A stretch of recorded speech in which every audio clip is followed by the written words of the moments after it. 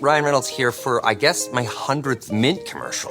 No, don't. I mean, honestly, when I started this, I thought I only have to do like 4 of these. I mean, it's unlimited premium wireless for $15 a month. How are there still people paying 2 or 3 times that much? I'm sorry, I shouldn't be victim blaming here. Give it a try at mintmobile.com/save. Whenever you're ready. $45 upfront payment equivalent to $15 per month. New customers on first 3-month plan only. Taxes and fees extra. Speed slower above 40 gigabytes. See details. Hi guys, it's Melissa and Mandy, hosts of Moms and Murder podcast. We wanted to tell you guys about the hit podcast Cold.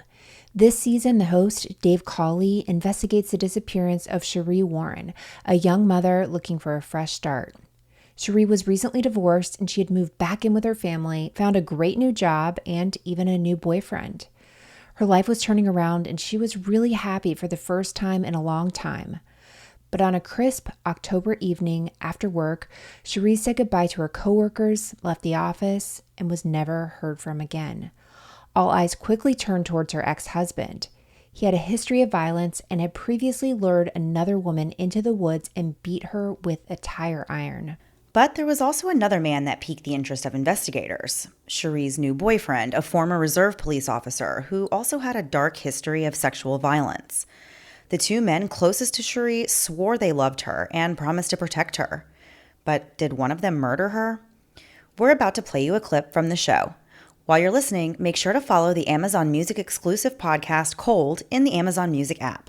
Download the app today. Rain drizzled over the canyon of the South Fork of the Ogden River. It pattered on the canvas top of Heidi Posnan's Jeep as she drove up Utah State Highway 39 on the morning of Friday, June 4th, 1971. She was on her way to meet the strange man who had for weeks been calling her, demanding they go on a date. You can't see it, but I'm doing air quotes.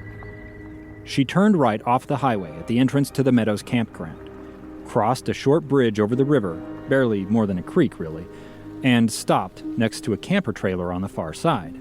A pair of sheriff's deputies dressed as fishermen stepped out to greet her. And I said, "What should I do?" And he said, "Well, just pull across the street and then leave the Jeep parked like the sideways." You know what I mean? As Heidi's describing this to me decades later, she's using her hands to show the positions of her Jeep and the trailer, how the deputies told her to park next to them, but to reverse out after the caller arrived and passed by her position to block him from getting back across the bridge to the road. She was the cheese on the mousetrap. And they said, "Make sure when he comes up, identify, make sure that he's the right person." 2 miles down the canyon, back in the direction of Huntsville, her husband, John Posnan, waited at another campground called Magpie. The sheriff was with him, along with the deputy, Halver Bailey. They all watched the highway as the clock ticked toward the time for Heidi's date to arrive. A little after 10 a.m., a red and white half-ton pickup truck passed Magpie going up the canyon toward Meadows. John Posnan saw a logo printed on the truck's door. And the dummy, he was driving his dad's business truck. It said Hartmann Plumbing. And when they drove past Magpie, John said, he immediately knew who it was. Hartmann Plumbing and Heating belonged to a man named Bill Hartmann. John knew Bill. They had golfed together at the Ogden Golf and Country Club. Bill was also a fellow member of the Weber Club. The caller had told Heidi he had seen her at the Weber Club. It clicked for John.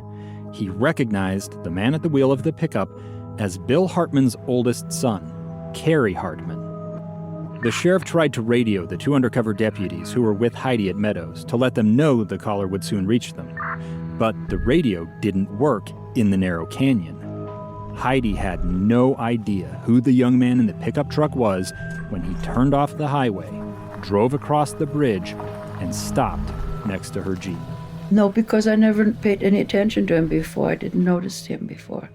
The young man rolled down his window. Heidi saw he had brown hair, green eyes, and appeared clean-cut, like a cop or military man. Kind of forgettable. He says, "Hi." I can't remember exactly. And then I said, "Why would you pick on an old lady like me?" And then he made some remark that I was sexier, prettier, something, you know. You're not an old lady at this point, though, right? No, gosh, no. But I was way older than he was. I already had kids, teenagers. So, yeah, I was an old lady. Cary Hartmann was 22 to Heidi's 36. And he kept looking at that trailer and was getting a little nervous. And he said, I'm going to just pull up there. Why don't you follow me up there? By up there, Cary meant farther into the campground, behind a line of trees out of sight of the road. He drove past her up around a bend.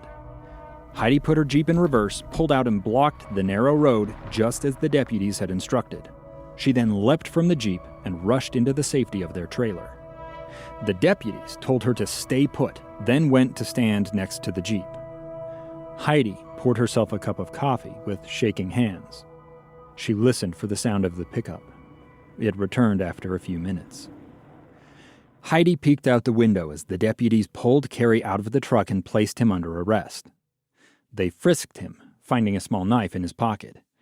Then they tried to call their backup down at the Magpie campground, only to discover their radios didn't work in the canyon either. So the deputies piled into Cary's truck and drove it, and him, down the canyon to meet with the sheriff. I stayed a while because I was all nervous, I guess. Whatever. I'd had my coffee, and then I got in the Jeep and I drove down, and they were already gone, so.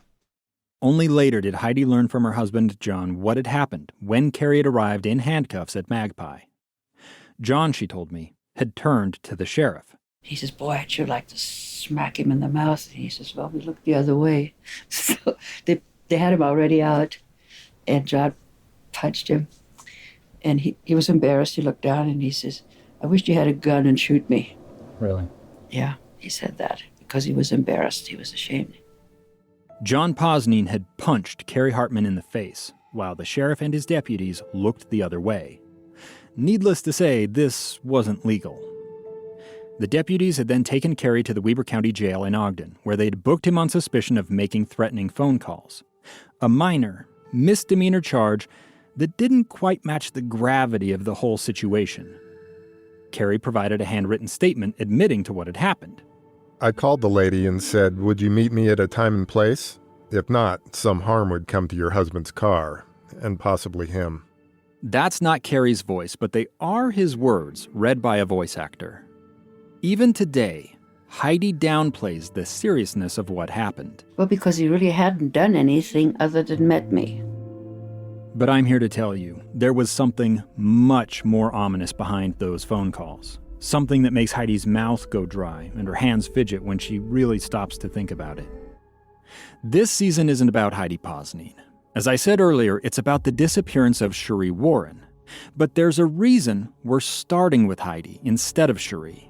It's because Cary Hartmann, the man who tried to lure Heidi up that canyon, would years later meet, befriend, and woo Sheree Warren. So now, we're going to follow Cary's path to see how he and Sheree first came together. Hold on, because from here, everything escalates. Hi, I'm calling on behalf of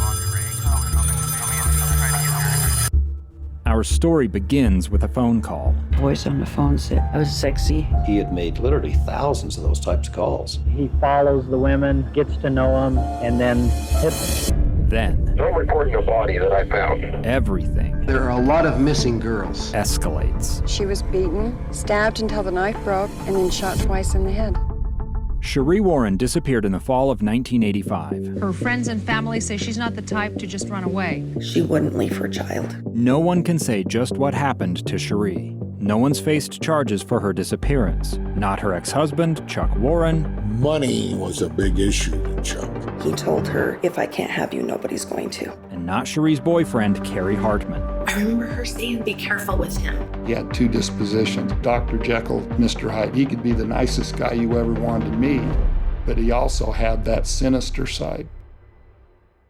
Hey Prime members, listen to the Amazon Music exclusive podcast Cold in the Amazon Music app. Download the app today.